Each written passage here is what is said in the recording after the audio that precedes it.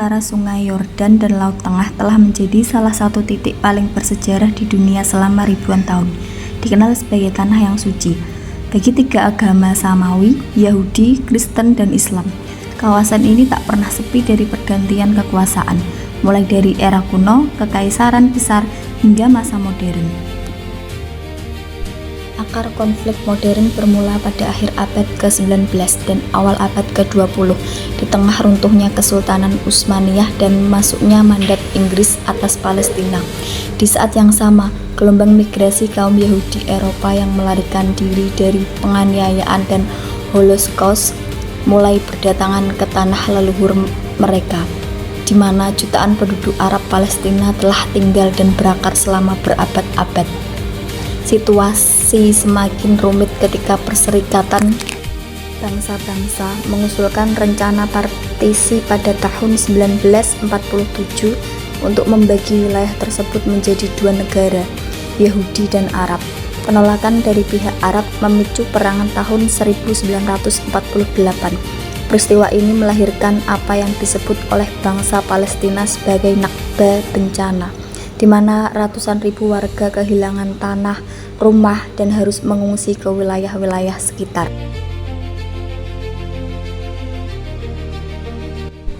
Konflik kembali mencapai titik didih pada bulan Juni 1967 lewat Perang 6 Hari. Dalam perang singkat ini, Israel berhasil menguasai tepi barat, jalur Gaza, Yerusalem Timur, dataran tinggi Golan, dan semenanjung Sinai. Peristiwa ini mengubah total peta geopolitik kawasan tersebut dan menempatkan jutaan warga Palestina di tepi barat dan Gaza di bawah pendudukan militer yang berlangsung hingga hari ini. Berbagai upaya perdamaian internasional telah dicoba selama dekade berikutnya. Salah satu titik harapan muncul lewat perjanjian Oslo pada awal tahun 1990-an, di mana otoritas Palestina dibentuk untuk mengelola sebagian wilayah tepi barat dan Gaza. Namun, jalan menuju perdamaian abadi terus terjal akibat isu-isu pelik yang belum terselesaikan. Status Yerusalem, nasib pengungsi, pembangunan pemukiman, dan jaminan keamanan bagi kedua belah pihak. Di balik perdebatan politik dan batas-batas teritorial yang rumit, ada realitas kemanusiaan yang menyayat hati.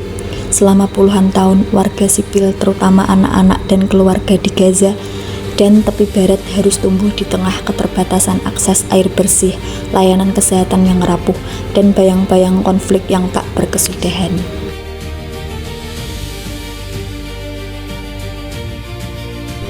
Namun, di tengah gelapnya konflik selalu ada secercah harapan. Gelombang solidaritas kemanusiaan dari berbagai penjuru dunia terus mengalir, membuktikan bahwa empati melintasi batas bangsa dan agama.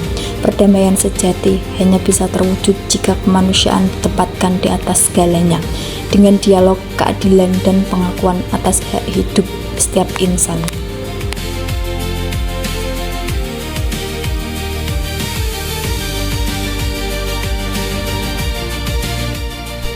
Di tengah situasi yang penuh tantangan, dunia internasional tidak tinggal diam. Berbagai organisasi kemanusiaan global, lembaga PBB, hingga masyarakat dari berbagai belahan dunia terus berupaya menyalurkan bantuan vital.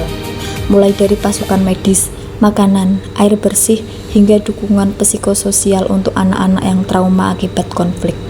Bantuan ini bukan sekedar soal logistik, melainkan wujud nyata dari ikatan kemanusiaan yang melintasi batas negara, ras, dan agama. Ini membuktikan bahwa di saat-saat paling gelap sekalipun, kepedulian sesama manusia tetap hidup, menyalakan harapan bahwa masa depan yang lebih damai dan adil masih mungkin untuk diwujudkan.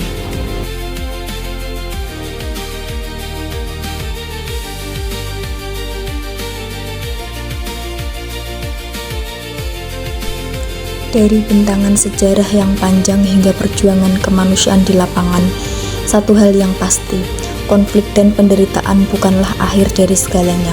Pemahaman sejarah yang objektif dan kepedulian tanpa batas adalah langkah awal menuju dunia yang lebih baik. Jika kita merenungkan kembali perjalanan panjang ini, Isu Palestina dan Israel bukan sekedar soal garis batas teritorial atau perebutan kekuasaan semata. Ini adalah ujian terbesar bagi nurani kolektif umat manusia di era modern. Kompleksitas politik seringkali membuat kita lupa bahwa di balik setiap angka korban jiwa, ada manusia dengan mimpi, keluarga, dan hak dasar untuk hidup dengan aman. Luka yang diwariskan dari generasi ke generasi menuntut lebih dari sekedar gencatan senjata sementara. Dibutuhkan keadilan yang berakar pada pengakuan hak asasi manusia, empati yang tulus tanpa memandang identitas, serta keberanian politik untuk memilih jalur perdamaian di atas kebencian. Sebab esensi dari kemanusiaan sejati adalah ketika kita mampu merasakan sakitnya orang lain, terlepas dari mana mereka berasal.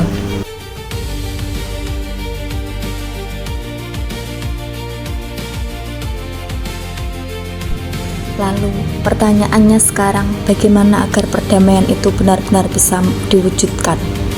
Pertama, dimulai dari penghapusan kebencian dan edukasi generasi muda agar melihat sesama manusia dengan rasa hormat, bukan prasangka.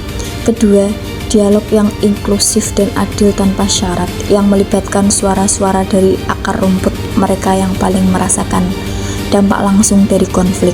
Dan ketiga, komitmen global yang konsisten dari masyarakat dunia untuk terus mengawal penegakan hak asasi manusia. Karena perdamaian bukanlah sebuah mimpi yang mustahil, melainkan sebuah pilihan sadar yang harus diambil oleh setiap pemimpin dan umat manusia.